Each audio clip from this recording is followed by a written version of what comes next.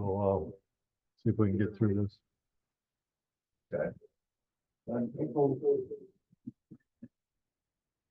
Okay, we'll get started with our regular public meeting, July 16th. We'll start with public comment. Any public comment? Guess I have two things under public comment. I want to give our condolences to Gary and his family on the passing of Diane. May her soul rest in peace. And the second one is we need to announce Jerry Taves has resigned from her elected position as clerk of district court and superintendent of schools effective July 8th. Any comments or questions? July 8th is effective. We don't have to accept them because she's an elected official like we accept other things. We just have to make the public aware. 25 years. Thank you.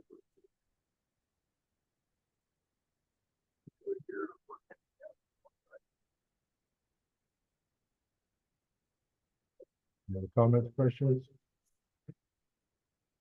We have no minutes, so we'll move on to administrative issues. Motion to accept Mary Lou Miller's resignation with the aging board. Second that, make sure we put a thank you in the minutes, because all that time for it. Yeah, she was there quite long. Any questions, comments? All in favor, say aye. Motion passes. Motion to accept Sherry Harvey's resignation from the Culbertson Library. Thank you.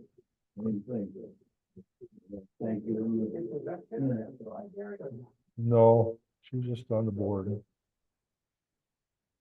But I think that should say Freud Library, not Culbertson Library. Yeah, that would be Freud Library. Questions, comments? All in favor, say aye. Motion passes.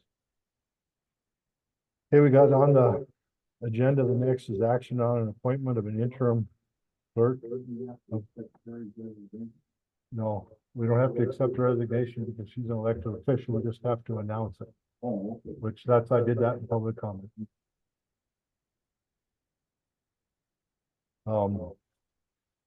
So we have two things that we need to do under the action, and I hope it's all right with our attorney. We'll confirm things as we go. The first one is to appoint a motion to appoint our deputy to an interim clerk of courts of superintendent of schools until December 31st, 2024. She'll be paid the elected official's wages and should be guaranteed her deputy position back January 1st, 2025. Motion that. Second, Second that. discussion or comment? Just for the record, that appointment is based on Montana Code annotated 742206 P. That's the interim appointment. Which means that he was appointed until the election, given the election year, till the election and the election is acted upon on December 5th. And then we'll have a year, and then whoever is elected in the general election will then take over on January 5th, 2025. What was the number again, please? 7, Monte Code annotated 742206 2B. Which states that an interim is elected either until the commissioners either appoint someone or until election is passed. With the election being passed, we felt this was my advice, and the commission took it was the best way is to appoint Lori until the end of the year and let the election. Then you have the new elected clerk of the district court take over in January 1.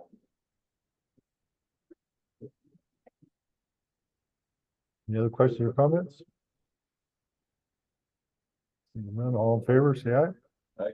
Well, then we have to do something to. Motion passes.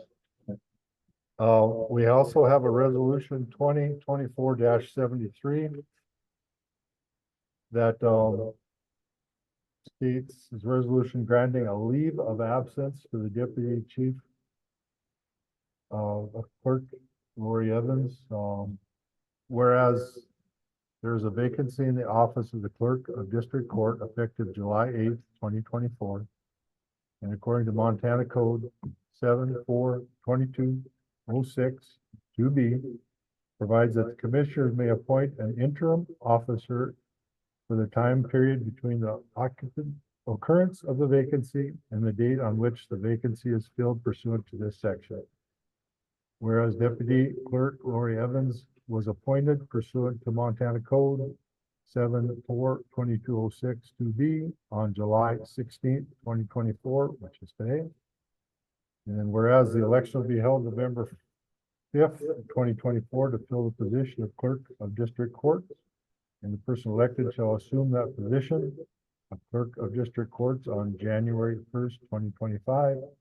Whereas Deputy Clerk Lori Evans will wish to retain her role as Chief Deputy Clerk on January 1st, 2025.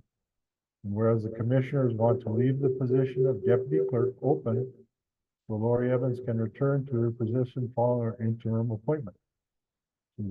Therefore, it be resolved that the Roosevelt County Commissioners authorize Lori Evans to take an unpaid leave of absence from her Deputy Clerk of District Court position until her appointment as interim Clerk of District Court is completed on December 31st, 2024. That's resolution 2024-73. Motion to accept. So moved. Been moved and seconded. Questions or comments? Will there, since she's taking the temporary leave of absence, is there a method or whatever to hire somebody temporary into her position to fill for the duty in order? We would put it in a deputy position, but we could hire help for an interim basis. But it would be considered a deputy, just because we're leaving the deputy position open. We could hire somebody on an interim to help. And we'll have to put that on next week's agenda to vote on. You know, it's not an agenda item, so we can't do it today. Right, yeah, no, it is something. It's an option. Yes. And just for the record, if anyone is confused, the reason for this is to ensure that Lori, is not getting double pay as the clerk of court and the deputy is keeping that open, and that she's not losing or having to use her accrued time to take over as the clerk, the interim clerk of district court. So Yeah, elected officials get no vacation time, no sick time. And if she quit, she'd have to cancel all that out or pay all that out. We don't want that to happen. We just want to pause that until January, then she picks right back up. I think the biggest thing on that, guaranteed Lori her share back after the election. That to me is the biggest thing, guaranteeing Lori her. without And losing any. then that all for the benefit of the Maintain. back. Lori, do you have any questions about this process or where we're at?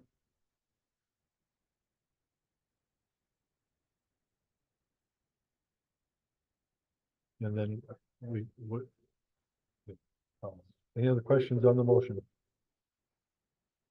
All in favor, say aye. Aye. Motion passes. We can swear you in after the meeting if you'd like, and it can become official. Congratulations. Thank you for stepping up and doing that.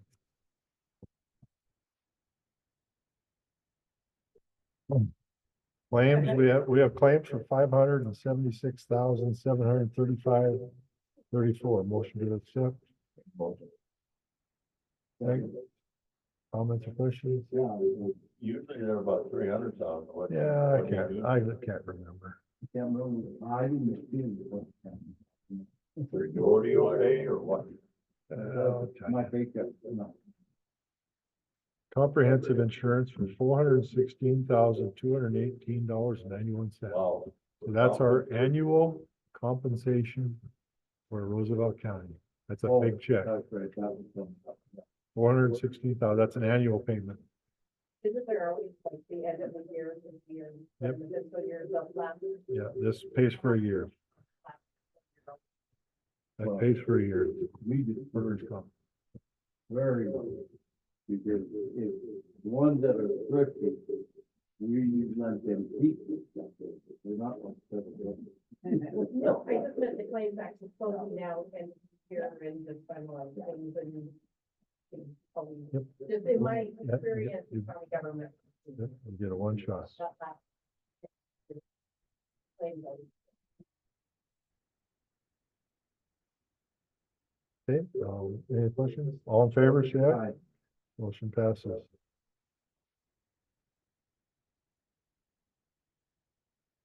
Well, I guess I have a copy of that. for the one. Motion to accept, Shelley Dunn, pay raise, annual pay raise. Second, Commissioner comment. All in favor, say aye. Motion passes. Any other business, any other business?